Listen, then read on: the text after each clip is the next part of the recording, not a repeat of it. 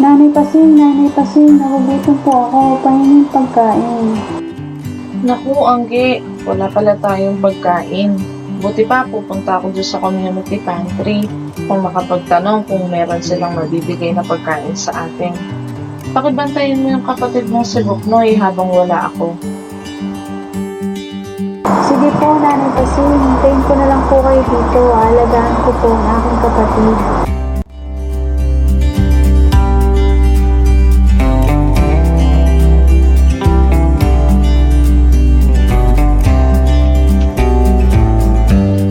Mare, may community pantry dun sa baryo.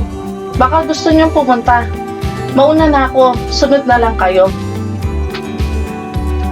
A few moments later.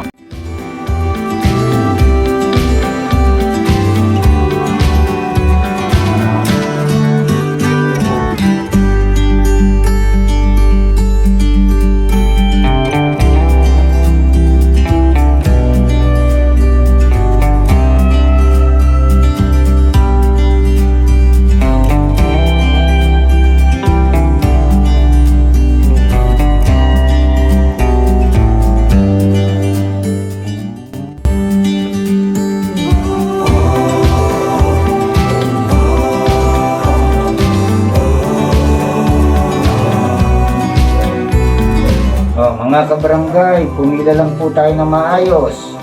Panatiliin po natin ang physical distancing. So huwag po kayo magmamadali. Lahat po tayo ay mabibigyan. Aling Pasing, magandang umaga po. Maaari niyo po bang pakisuot ang inyong face mask?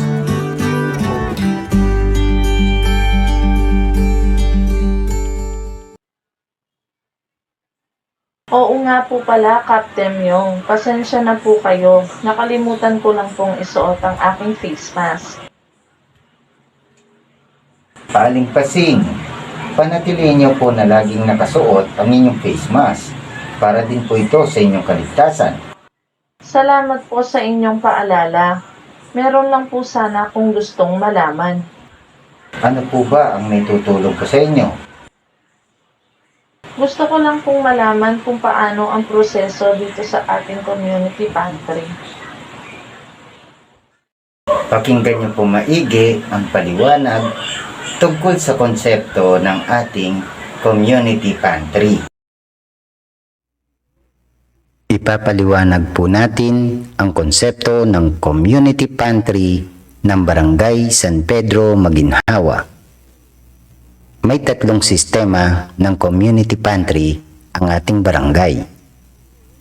Una ay ang community gulayan pantry. Pangalawa ay ang community delata pantry. At ang pangatlo ay ang community eat all you can buffet pantry. Paano ba ang proseso sa mga ito? Sa Community Gulayan Pantry, ay libre po kayong makapamitas ng mga kinakailangan nyong gulay para sa inyong pangkain. Ang tanging kailangan nyo lang po ay kayo ang pipitas ng mga gulay ayon sa inyong pangangailangan lamang.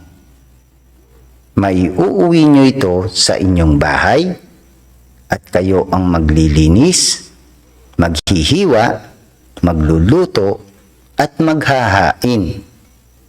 Ito po ay ang Community Gulayan Pantry. Sa Community Delata Pantry naman, ang pagkain ay mayroon na nag-prepare para sa inyo. Ito po ay dumaan sa mahabang proseso ng paglilinis, paghahanda, pagluluto, at ito ay inilagay sa isang matibay at sanitized na lalagyang lata na silyado. Dahil dito, ang mga magiging benepisyaryo ay yung mga tao na meron lamang kakayahan na magbukas nito o yung mga taong may kagamitan na pangbukas dito. Ito po ay ginawa para sa mga tao na nagnanais na bukod pa sa gulay ay mayroon pang iba na pwede nilang kainin na kung saan kaya nilang i-provide ang gamit na kinakailangan para dito.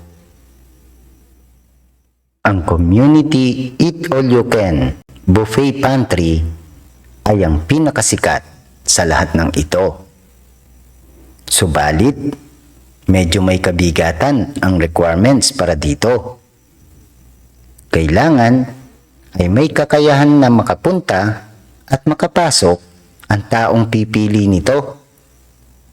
May patakaran ang pagpunta at pagpasok dito. Kailangan mo munang bumiyahe ng may sasakyan para makarating. Pagkatapos, papasok ka at kailangan ding masunod ang mga patakaran ng lugar o venue. Ang kagandahan naman nito, bukod sa malasa, masustansya, sariwang-sariwa ang mga pagkain dito na harapang inihahanda ayon sa iyong pangangailangan. Dahil eat all you can, maaari ka pang mag-request ng alinmang magustuhan mo.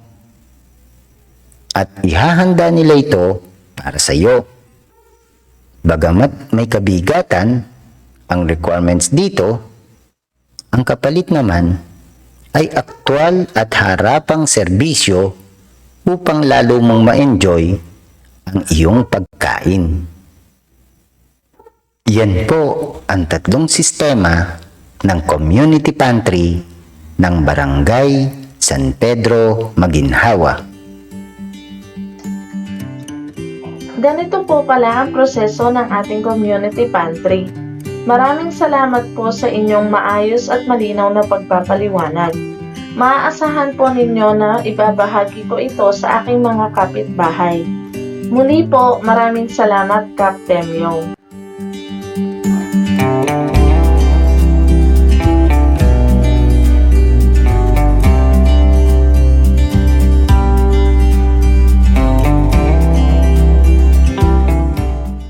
Okay, so ayan po, mamaya na lang po yung bayad dun sa Netflix.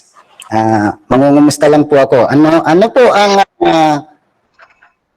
mensahe na makikita nyo doon sa ating video? So, anybody po can react. I-on lang inyong microphone. Baka po may gusto kayong i-comments doon sa ating pinanood na video. At I hope sana po napanood niya ng buo. Hindi po sana na-interrupt ng signal yung panonood ninyo. So, anybody po?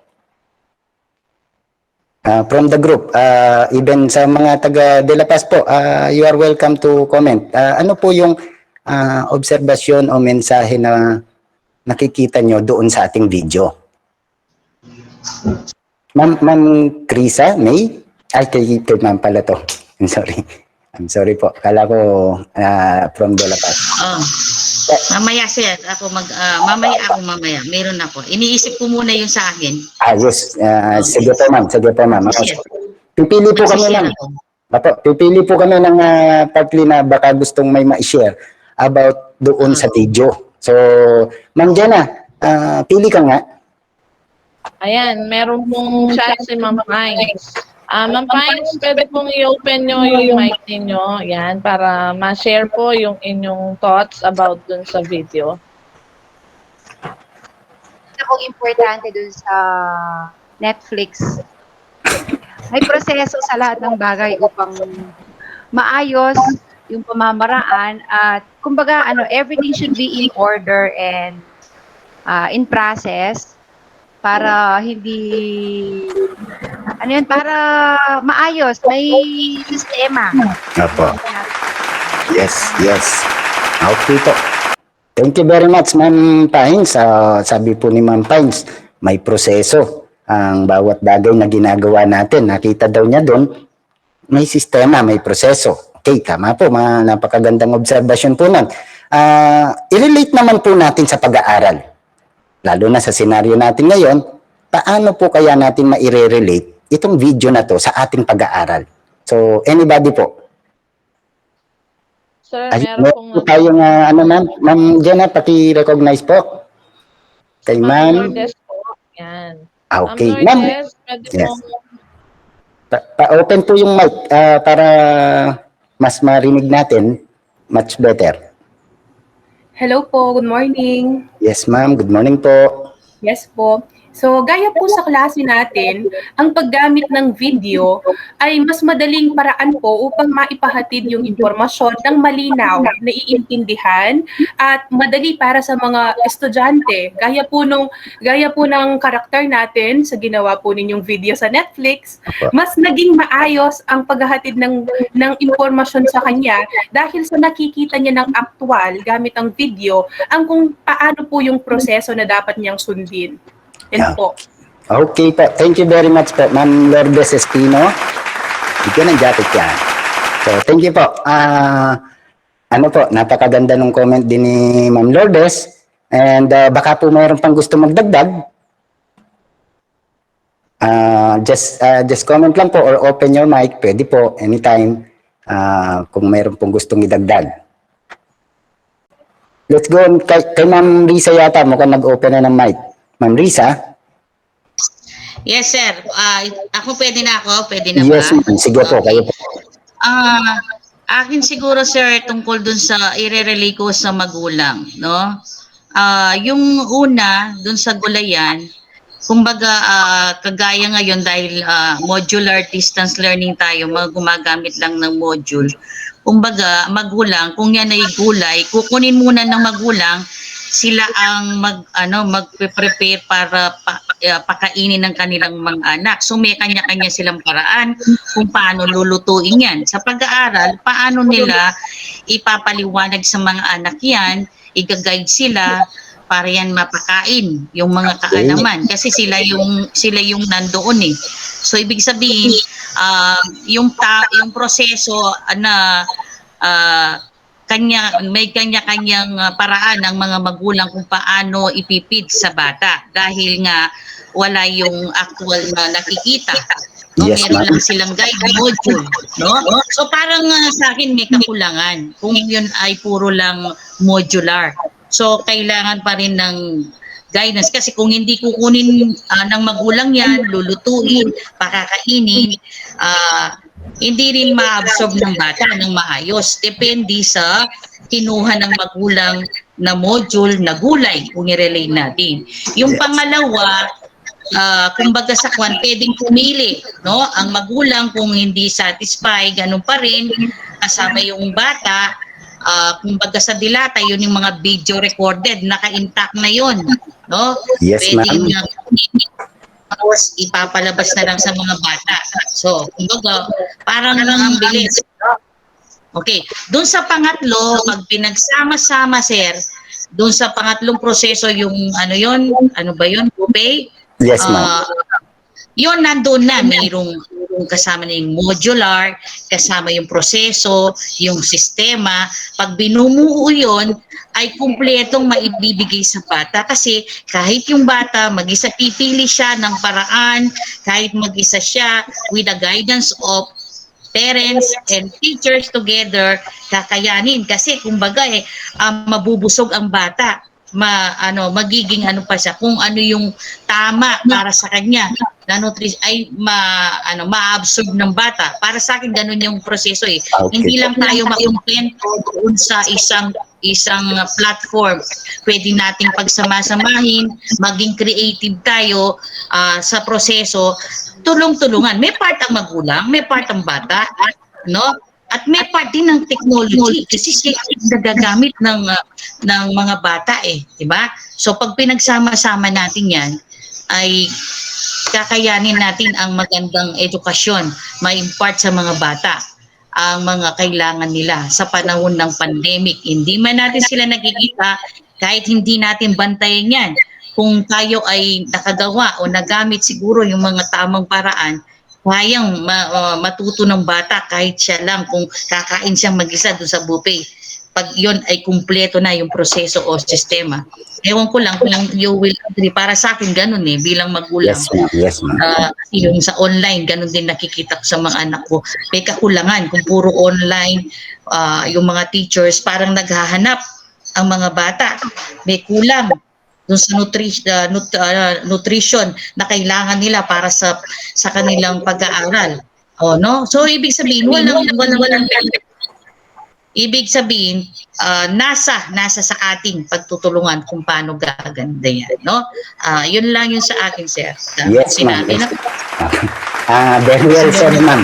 Opo, thank you very much po. Actually po, i-elaborate natin yung sinabi ni ma'am. Napakaganda ng explanation niya. Inirelate niya to, yung ang focus nito is yung tatlong community pantry.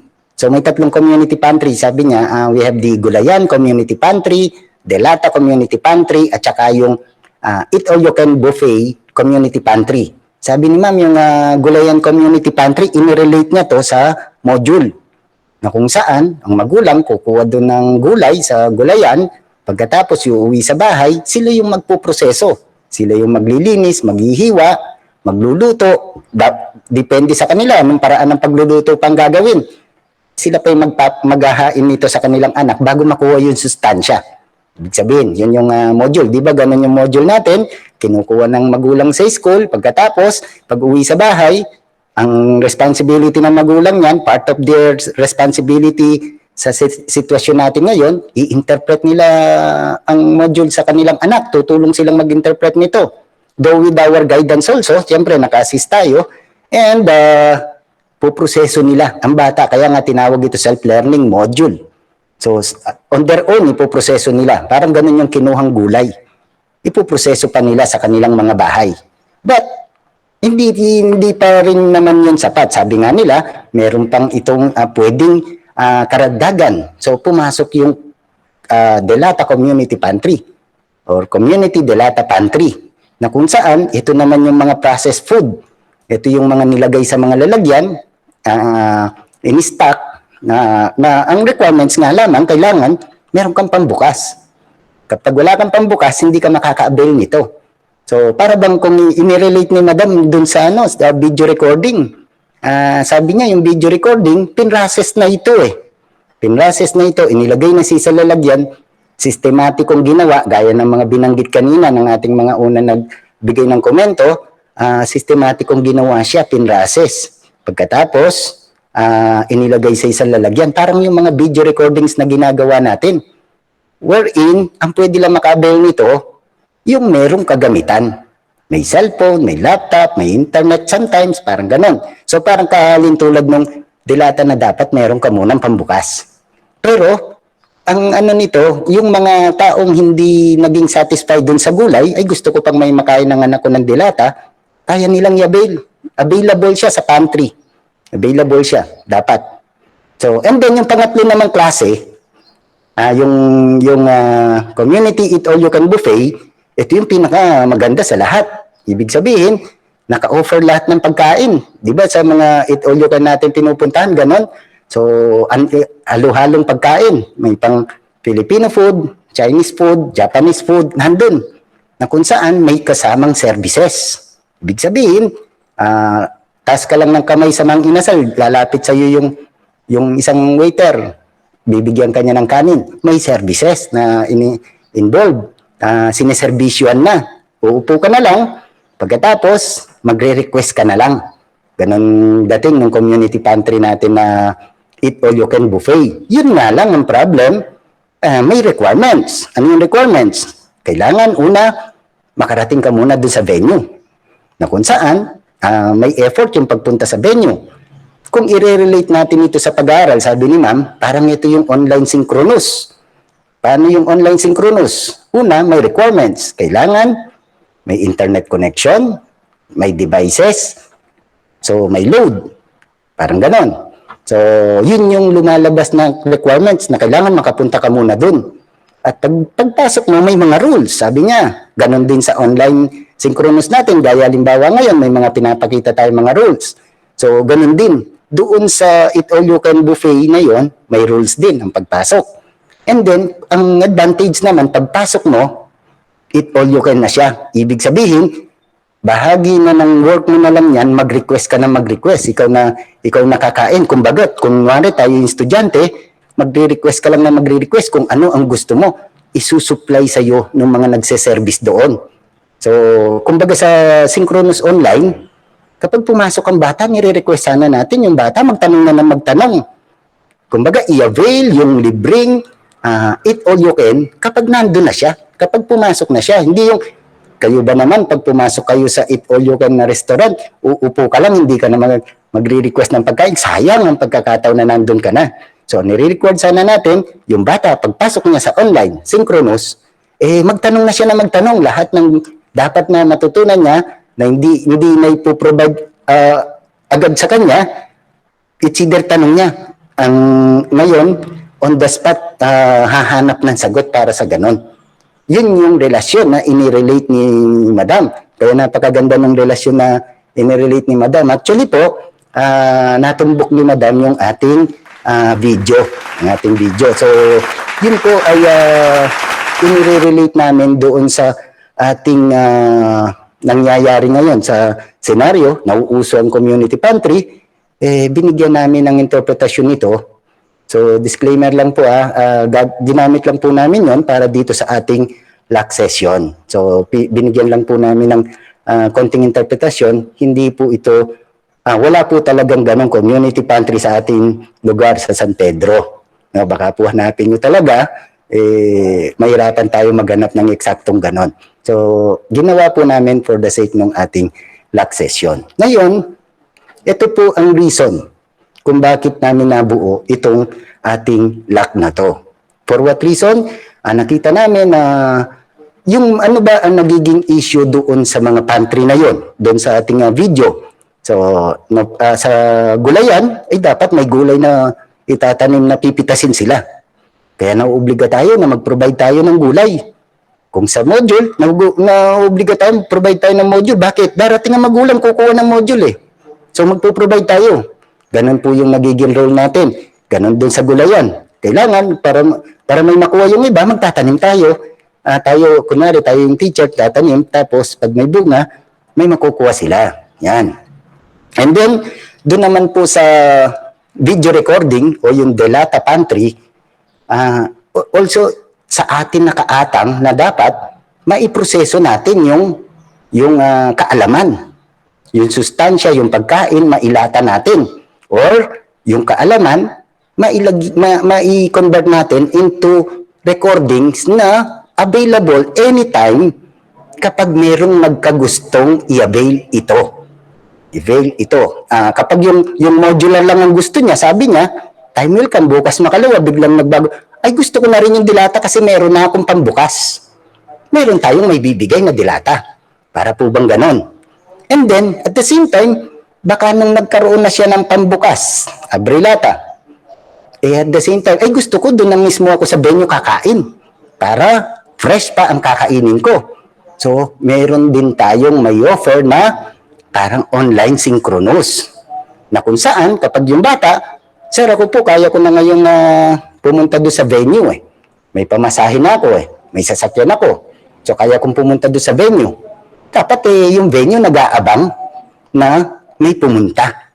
Yan. So, nandahil po dito, ang nagiging possible na pwedeng nagiging needs natin, paano? Yung module kasi, normally, nasusupply na sa atin.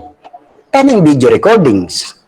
So, doon po namin nabuo na para partly yung mga gustong gumawa ng mga video recordings, so yung gustong magproseso ng pagkain na ilagay niya sa dilata, kailangan ang nagiging issue nila, hindi ko alam kasi kung paano That's why yun po yung nabuo namin ngayon doon sa aming developmental plan na unti-unti ituro ang paraan ng pagdidelata.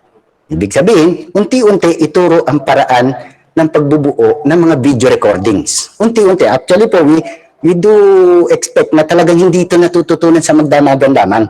Ang usapan nga lamang nito yung eagerness mo, yung objective mo na matutunan mo to part by part. Yun po ang reason ng pag-open namin ng LAC na to na OBS and Creative Video Lessons Virtual Training. So ngayon po, para po mapuntahan na natin yung paraan ng pag-ano nito, so may nagtatas yata ng kamay, Ma'am Jenna. So, baka Sir itanong. Anton, nagtataas po ng kamay sa Sir Anton. Yes po, Sir Anton. Sir. Ay, yes sir. Ano lang yun sa akin? Appreciation lang sir. Yes, sir. Bago mo tuloy sir, pakinggan mo na lang. Okay po.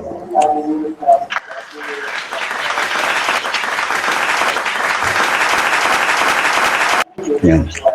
So, May virtual class oo. tayo. So, ayun po. Maraming salamat. Yun lang ba, sir? Walang kasamang ka? Sir? Mamaya sir, mamaya. Walang kasamang cash? So, sige po. Thank you very much, sir. Gcash na lang sir, Gcash. Okay po. So, para po makapag-proceed tayo, I hope sana po, Ma'am Lisa, yes po. Sir, padadala na lang namin yung GCash. Sige po. Okay, so para po makita na natin kung ano ang pamamaraan na to na gusto namin i-share. Again, ulitin ko po, ito po step by step na proseso. Hindi po natin talaga mabibigla. Kaya po kung meron tayong katanungan, even in between ng ating pagpapacilitate na to, pwede po kayong magtanong. Willing po kaming sumagot. So ipapakita po ngayon namin yung pamamaraan. Ipapasa ko po ang ating mikropono kay Ma'am Jenna Mabaw. Ma'am Jenna,